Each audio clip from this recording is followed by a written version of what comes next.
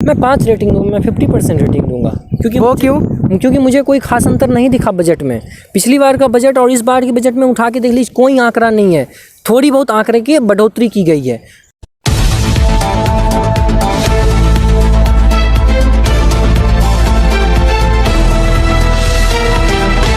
नमस्कार, मैं हूं जन्मजय कुमार और आप देख रहे हैं नवयुग।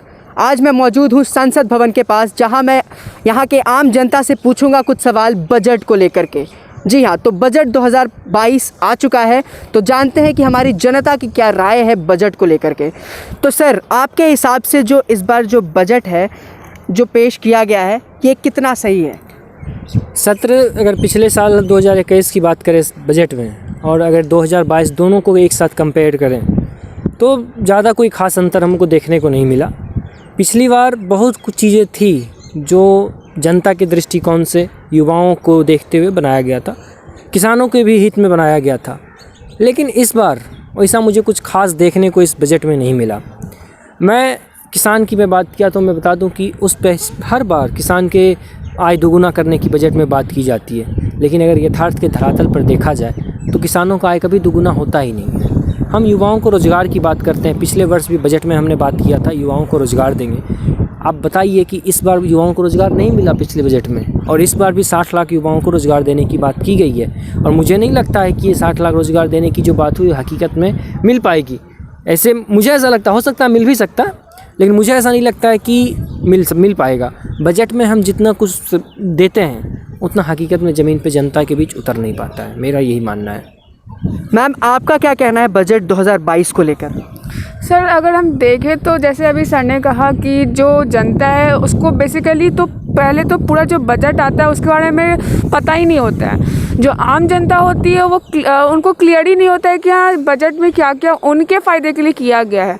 और रहा बात कि बहुत कुछ इस बार नया सुनने को मिला है कि जो 5 नदियाँ उनको मर्ज किया जाएगा, एक साथ किया जाएगा, और बहुत कुछ स्कीम को लाया गया है। लेकिन वही बात है कि अभी ये बस पेपर पे उतारा गया है। अब ज़मीनी हकीकत पर देखा जाए तो कब तक ये होगा नहीं होगा, ये तो बात की बात है। जी, मेरा अगला सवाल है रोज़गार को लेकर के। कहा गया है बजट में कि इस बार 60 लाख युवाओं को रोज़गार दिया जाएगा, तो ये आपके हिसाब से कितना सही है? आप इस पे क्या कहना चाहेंगे? रोज़गार की बात की जाए तो हर साल जब बजट आता है तो ये चीज़ रहता ही है, पर आप भी देख सकते हो जो आम जनता उनको ही पता है कि कितना रोज़गार मिल रहा है और नहीं मिल रहा है, तो इस पर बात करने से कोई फ़ायदा ही नहीं है। पहली बात आप क्या कहना चाहेंगे सर? मैं तो पहले भी कहा कि पिछली बार बजट जो आया था उसमें भी कहा गया था हम युवाओं को रोज़गार देंगे, लेकिन आप देख सकते हैं हर एक प्रदेश में भी जो पिछले कुछ दिनों से युवाओं के साथ जो दुर्व्यवहार हो रहा है, कितना शर्मिंदगी की बात है। हम रोज़गार मांगे आपसे तो उल्टा हमें आतंकवादी ठहरा देते हो, कोई भी जुमला एक दे के हमें अपराधी करार दे देते हो, कितनी शर्म की बात है। और फिर आप वही बात कह रहे हैं बजट में 60 लाख रोज़गार देंगे।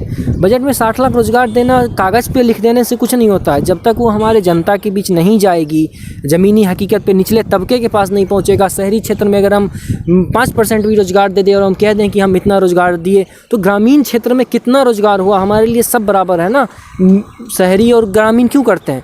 जितना हम इम्प्लीमेंट शहर में करते हैं उतना इम्प्लीमेंट ग्रामीण क्षेत्र में नहीं होता है। और यही मुझे लगता है कि 60 लाख कहा गया। अब देखिए, आपको भी पता होना चाहिए कितना पिछली बार रोज़गार मिला, पिछली बार के बजट में कितना कुछ कहा गया था, वो कितना इम्प्लीमेंट हो सका। इस बार की बजट में भी 60 लाख रोज़गार देने की बात की गई है, और 25,000 किलोमीटर की हाईवे बनाने की भी बात की गई है। तो देखते हैं कितना कुछ इम्प्लीमेंट हो पाता है। जी, मेरा अगला सवाल है आपसे कि इस बार जो बजट है उसमें किसानों की बात की गई है, साथ ही साथ गरीबों के लिए भी बात की गई है, तो इस पे आप क्या कहना चाहेंगे? किसानों के लिए बात की जाती है, एमएसपी पे भी बात की गई है, लेकिन जो चीज़ मेरा एक मानना है, आप एमएसपी पे बढ़ोतरी की बात कर रहे हैं। सांसद आज भी बात की गई, हमारे निर्मला सीतारमण के द्वारा एमएसपी से ख़रीदारी होगी, किसानों को दुगुना, पिछली बार भी बजट में कहा गया था किसानों को दुगुना आमदनी होगा। क्या किसानों को दुगुना आमदनी हुआ? आप बताइए, नहीं हुआ ना। तो इस बार भी कहा गया एमएसपी के थ्रू हम लेंगे, डिजिटलाइजेशन से हम किसानों को रोज़गार, किसानों की सौदा की हम खरीदारी करेंगे। मेरा एक मानना है, जब मेरा रोज़गार बढ़ता है और हम खर्चा बढ़ रहा है हमारे देश की, जैसे हमारा दलहन की बात हम कर लें तो दलहन अगर दाल 60 रुपये केजी कभी बिकता था तो भी हमारा उतना ही रहता था सैलरी। आज हमारा खर्चा बढ़ रहा है, तो उसके साथ साथ किसानों की मूल्य में भी तो वृद्धि होनी चाहिए ना, किसान की दर में भी वृद्धि होनी चाहिए। हमारा खर्चा बढ़ रहा है, हर एक चीज़ में बढ़ रहा है, लेकिन किसानों का जो उत्पाद होता है उसमें क्यों नहीं बढ़ाया जाता है? उसमें उसकी जो ख़रीदारी होती है उसमें भी तो थोड़ी बहुत इम्प्लीमेंट होनी चाहिए ना, थोड़ी बढ़ोतरी होनी चाहिए, तब तो किसानों को राहत मिलेगी। आप देख सकते हैं पिछले 1 साल से किस तरह से किसान रोड पे बैठे हुए थे। लास्ट में जब 5 राज्यों का चुनाव आया तो इन लोगों ने कह दिया कि हम किसान काला कानून वापस लेते हैं। मतलब इन्होंने तो नहीं कहा काला कानून, लेकिन मैं 1 साल के दरमियान में भारतीय जनता पार्टी ने क्या क्या आरोप नहीं लगाए। खालिस्तानी कहा, आतंकवादी कहा, बहुत कुछ कहा जो शर्मनीय है, और बाद में मोदी जी आके कहते हैं मैं माफ़ी मांगता हूँ। तो ऐसा माफ़ी क्यों? और आपने कहा था कि एमएसपी एक कमेटी बनाई जाएगी किसानों के लिए और उस पर एमएसपी पे बात की जाएगी। तो मुझे लगता है 1 महीना तकरीबन हो चुका होगा, लेकिन अभी तक कोई कमेटी का गठन नहीं हुआ।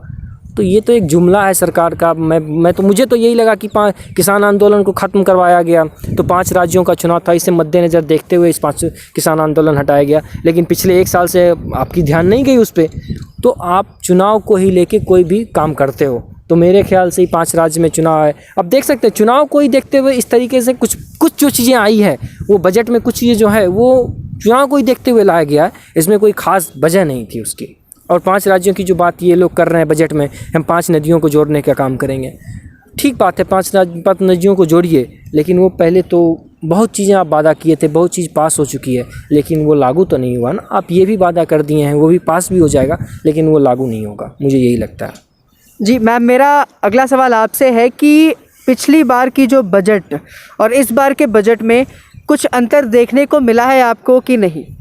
अगर अंतर की बात कर रहे हैं आप तो ज़्यादा कुछ देखने को नहीं मिला है, पर हाँ कुछ नए चीज़ को लाया गया है। पर वही बात है, अभी वो कागज़ पे ही बस लिखा गया है। अब ज़मीनी हकीकत उस कितना उतारा जाएगा कितना नहीं, वो तो बात की बात है। जी, मेरा आखिरी सवाल आप सबसे है कि अगर मैं बोलूं कि इस बार के बजट को 10 में से रेटिंग देने को, तो आप कितने रेटिंग्स देना चाहेंगे 10 में से? मैं 5 रेटिंग दूँगा, मैं 50% रेटिंग दूँगा। क्योंकि वो क्यों? क्योंकि मुझे कोई खास अंतर नहीं दिखा बजट में। पिछली बार का बजट और इस बार के बजट में उठा के देख लीजिए, कोई आंकड़ा नहीं है। थोड़ी बहुत आंकड़े की बढ़ोतरी की गई है, तो उस आंकड़ा का कोई मतलब नहीं है। तो मेरे हिसाब से 5 रेटिंग मिलनी चाहिए इस बजट को। मैम, आप कितना रेट करना चाहेंगे? 50 है, क्योंकि ऑब्वियस बात है पिछले साल और इस साल में कोई उतना डिफरेंस देखने को नहीं मिला है हमें। जी, आप लोगों का बहुत बहुत धन्यवाद हमसे जुड़ने के लिए।